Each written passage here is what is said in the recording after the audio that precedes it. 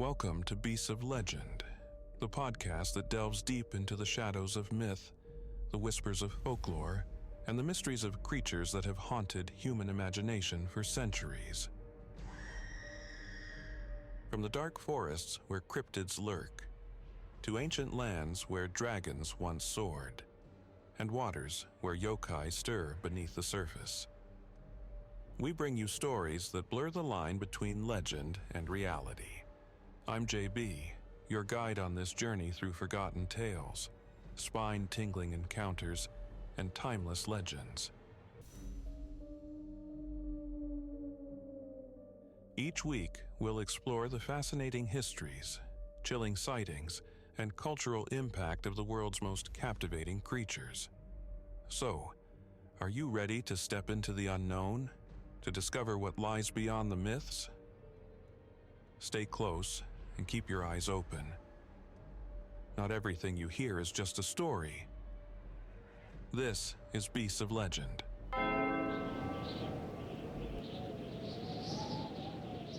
Welcome, dear listeners, to another tale of darkness and mystery.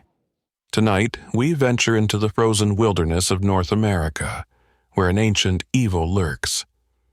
A legend whispered by the indigenous Algonquian tribes. A creature that is both nightmare and warning. The Wendigo. So, pull your blankets close, dim the lights, and whatever you do, don't listen to the wind too closely, because it might be whispering your name. The Wendigo isn't just a monster, it's hunger incarnate.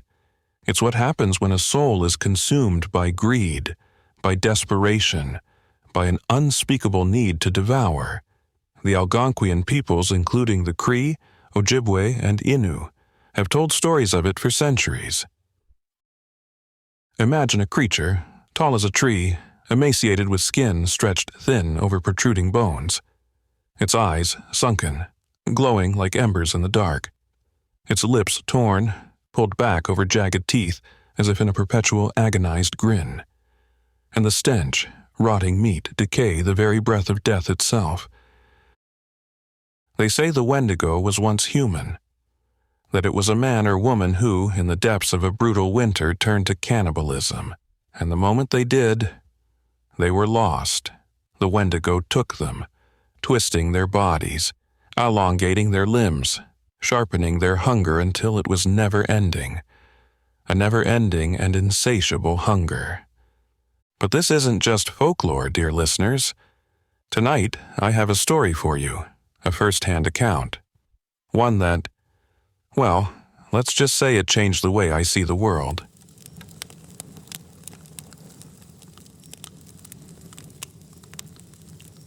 A few years ago, I was working on an investigative report for a podcast just like this one. We were tracking reports of missing hikers in northern Minnesota. The police dismissed them. Wild animals, exposure, the usual explanations. But the locals didn't buy any of it. So they found me through a friend and asked me to investigate. They said people needed to know the truth. They said what was happening had nothing to do with wild animals. It was something else. They said something old had woken up. So, how could I resist? After a long plane ride and an even longer trip by road, we arrived. I was introduced to a man named Hank, an old trapper who lived in the woods. This nominated spokesperson, I learned later, was the only local who would agree to talk to me. But it was under conditions. If we were going to talk, it was to be before the sun had set, beside a roaring fire, and only if we all faced the trees. It was approaching dusk by the time I got to Hank's cabin, and sure enough he was outside beside an open campfire, and on his back he had slung the biggest rifle I've ever seen. He didn't move or glance around as the car approached. He didn't move or glance around when I slammed the car door shut. He didn't move or glance around when the car that had delivered me drove off back down the trail. I was now wondering whether I had made a terrible mistake.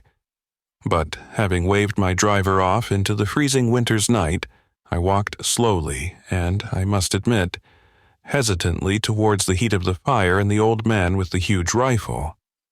"It's awake again," he said, voice raw from years of drinking and smoke. "We felt it in December. The cold snap, it was like the air itself had teeth." I asked what it was, already knowing the answer I would be given. And sure enough, he didn't give me its name. The old-timers never do. I knew the creature he would not speak of. The couple who picked me up from the airport had spoken of nothing else on the long journey here.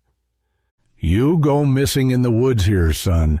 You don't just disappear. Something takes you.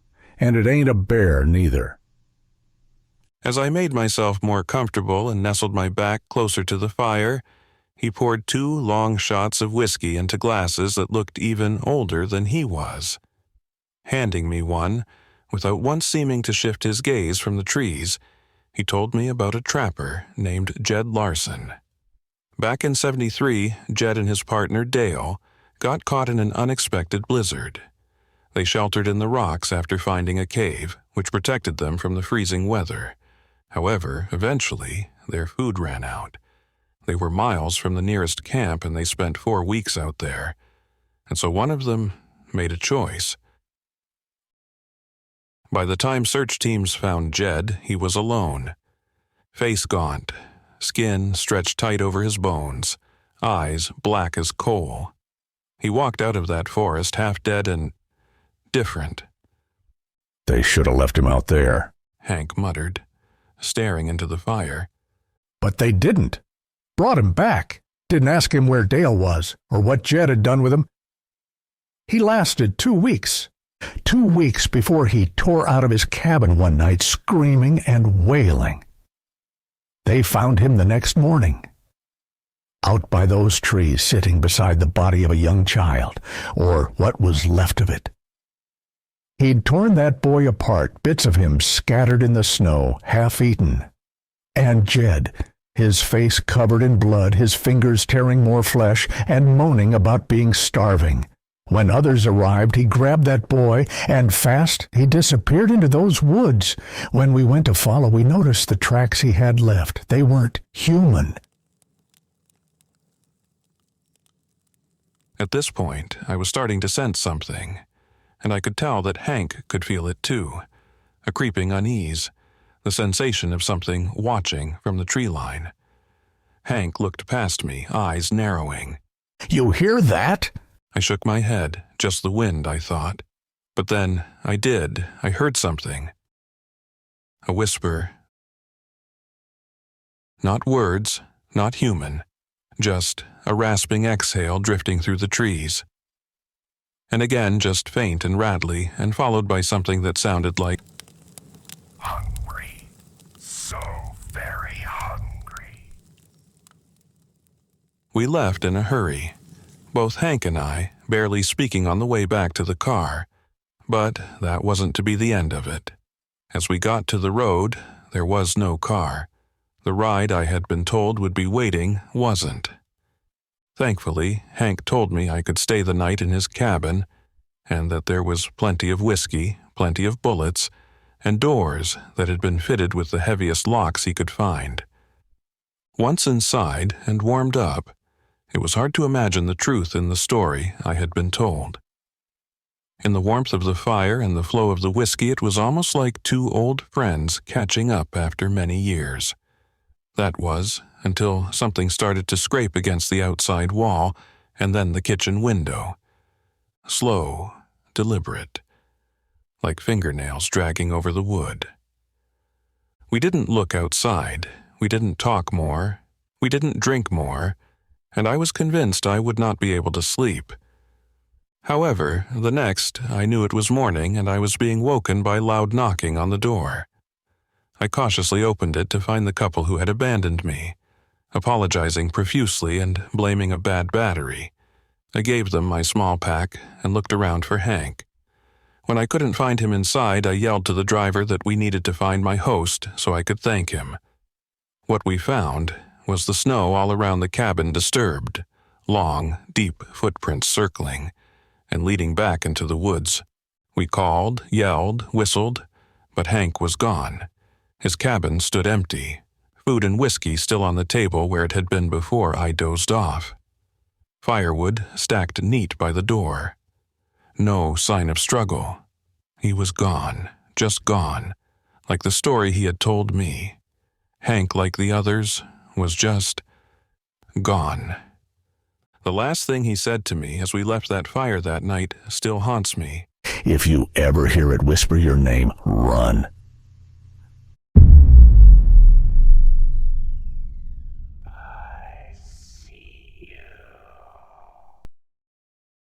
The Wendigo isn't just a story, it's a warning. It's what happens when hunger takes hold, when winter is too long, when men become monsters. Some say it still walks the northern forests, waiting, watching, whispering. So if you ever find yourself deep in the woods and the wind starts to whisper, don't listen. Don't look back. And for the love of all that is holy, run.